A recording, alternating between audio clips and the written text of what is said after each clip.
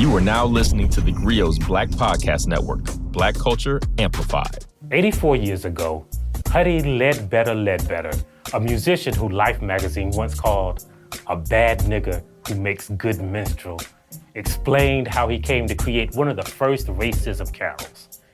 He wrote this protest song about these black dudes in Alabama who were falsely accused of raping two white women to warn people about the danger of passing through Alabama. And at the end of the song, he told the story of meeting two of the wrongly convicted men who became known as the Scottsboro Boys. You can look it up. And just before the recording faded into silence, the legendary singer coined a phrase that would become a clarion call to Black America until white people discovered it 8 decades later. I advise everybody to be a little careful when they go along through that, but stay woke, keep their eyes open. I'd advise everybody to be a little careful when they go down through there. Just stay woke. Keep your eyes open. I'm world famous white peopleologist Michael Harriot, and this is the only podcast that can teach you how to stay woke. Welcome to theGrio Daily.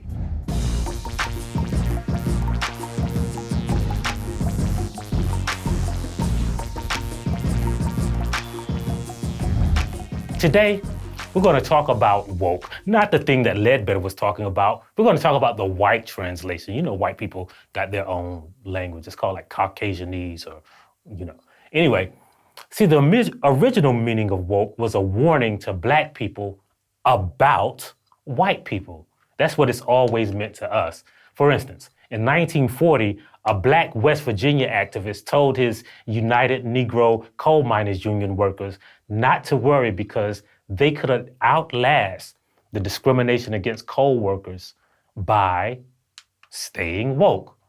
But now that white people found out about it, it's taken on a whole new meaning. This is what white people think woke means. Listen.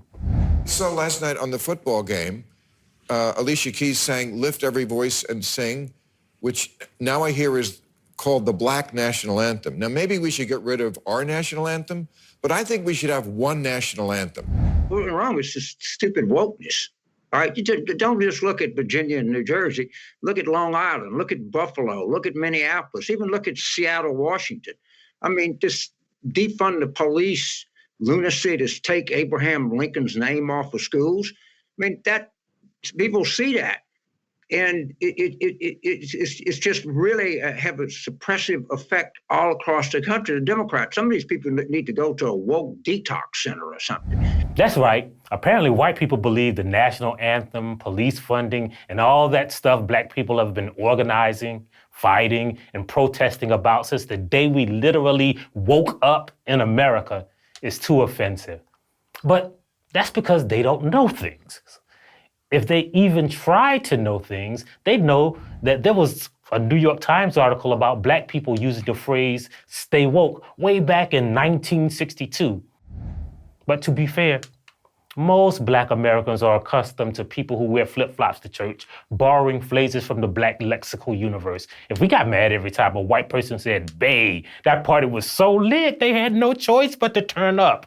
Boy, we'd be cursed with high blood pressure and low life expectancy. And I know what you're thinking, but if you were woke, you'd know that income inequality, employment discrimination, and equal access to medical care might have a little bit more to do with these health disparities than, just black people not taking care of themselves. You know what? I can't even blame white people, because this ain't their problem. See, the reason they don't like what they call wokeness is that they've been asleep for so long. You don't like waking up in the morning either, right?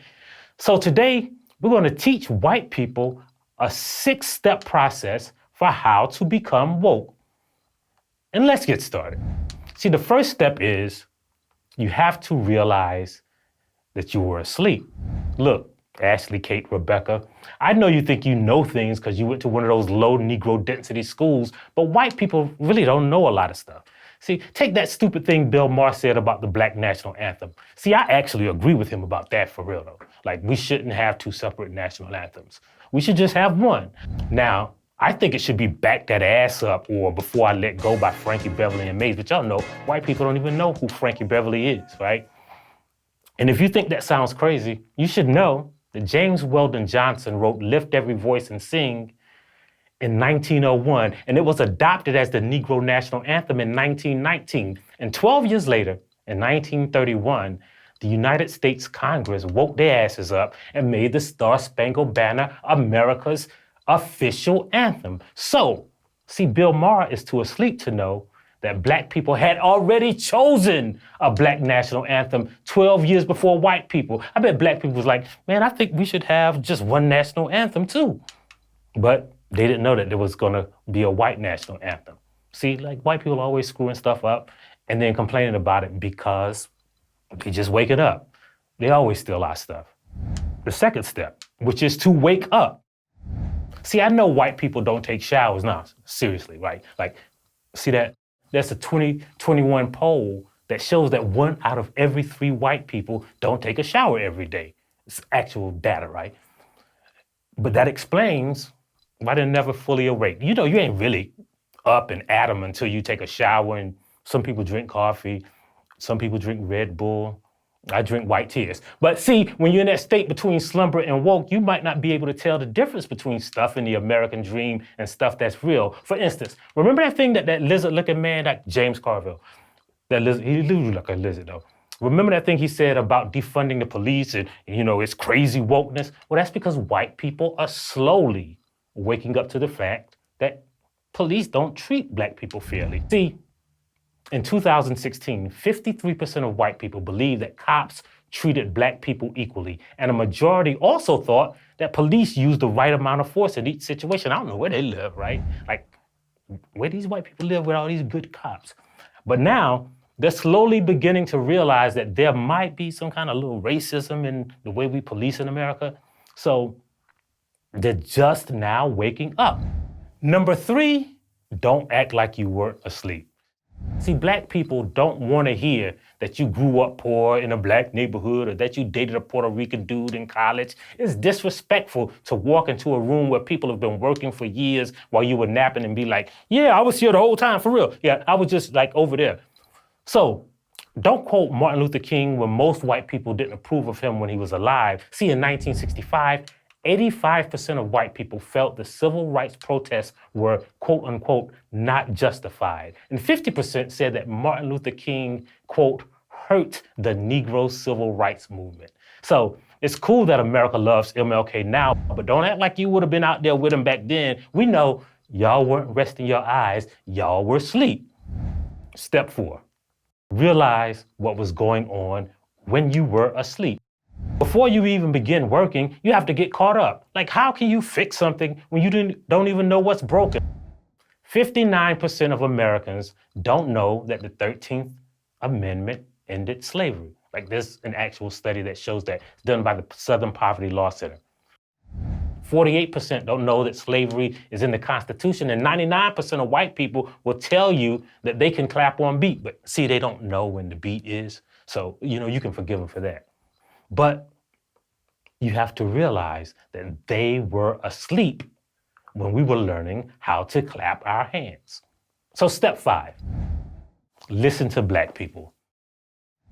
Bruh, white people, y'all don't have to chime in on everything. You could just like sit there and be quiet. I don't know if y'all, do white people mama tell them to be quiet when grown folks is talking? I don't know. I ain't never been around like white people parents except when they're yelling at them in the grocery store. So instead of like, this is what I think that the Negro community should do, because, you know, white people really believe that there is like a Negro community and that we have meetings every other Thursday. I think we meet on Thursdays because that's when the Cosby Show and A Different World used to come on. But we're not meeting, bruh. We're just having the same reaction to white people's racism from the beginning. It's not like we got to get together and discuss. You know that thing that they did to Sam back in 1916, that lynching? Yeah, that was kind of racist. Yeah, we don't have to take a poll. You know, it ain't no Black Pew network. So just remember that you should just listen to black people because black people know that racism is real. And that brings us to step 6. Now that you're woke, now that you have started listening to Black people, now that you realize that you were asleep, you got to wake up your sleeping friends. See, racism, and this is a thing that is a recurring theme through this show, is that racism is not Black people's problem. That's why I call myself a white peopleologist, because to understand racism, you can't study or look at Black people. You have to study the people who created racism, who perpetuate white supremacy, who have been doing it for 400 years. Because Black people are just reacting to a thing that exists, right? So, like, if flies were in the room, you can't study people swatting to get rid of flies. You have to study, what is the study of flies called? Flyology? I think that's what the study of Beyonce is called, flyology. But whatever it is, right? You have to study white people. So only white people can get rid of racism, and they have to wake white people up. Because I don't really know as much as I should about white people, right? So I don't know how they'll be reacting if we just go shake. I don't know if we should shake them to wake them up. I don't know if we should slap them like they used to do in the cowboy movies, or douse their faces with water. I don't know, right? How to wake white people up. But white people should know. Like, do whatever you did to get woke. But don't use that term woke, right? Here's a term that you can use. You can use compassion. Oh, how about this? Caring about other people. Or how about this one? This is a crazy idea. I think I just came up with this one. Don't steal this, because I know y'all steal stuff. Don't steal it, because I just came up with this, like, right off the top of my head. You ready for it? Doing unto others as you would have them do unto you. I know that's a crazy idea, but then I come up with, a lot of crazy ideas, right? Like, don't steal that. I'm probably gonna give it a good name, like, the silver rule or the platinum rule, something like that. The diamond rule. I think that's what we'll call it. But remember, racism is not Black people's problem. We didn't invent it, and we shouldn't bear the burden of solving it. Now that you've followed our 6-step programs, it's kind of like Racism Anonymous. We don't need 12 steps. But now that you're finally awake, remember to download the theGrio app. Remember to subscribe to theGrio Daily. Remember to tell at least one white person, like just one friend, about it. And remember, this doesn't give you the privilege of using that old Black saying, you gotta get woke to stay woke.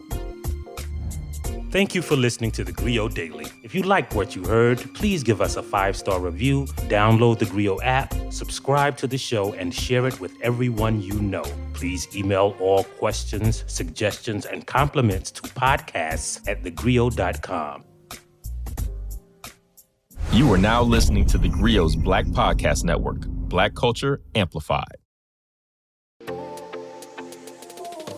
Introducing Dear Culture with Panama Jackson on the theGrio Black Podcast Network. Bring your friends for the shenanigans and stay for the edutainment as Panama debates culture wars, Janet Jackson versus Michael, Black fashions, Black mendations, and everything Black. Listen today on the theGrio mobile app for all the Black culture conversations you don't want to miss. Also available wherever great podcasts are heard.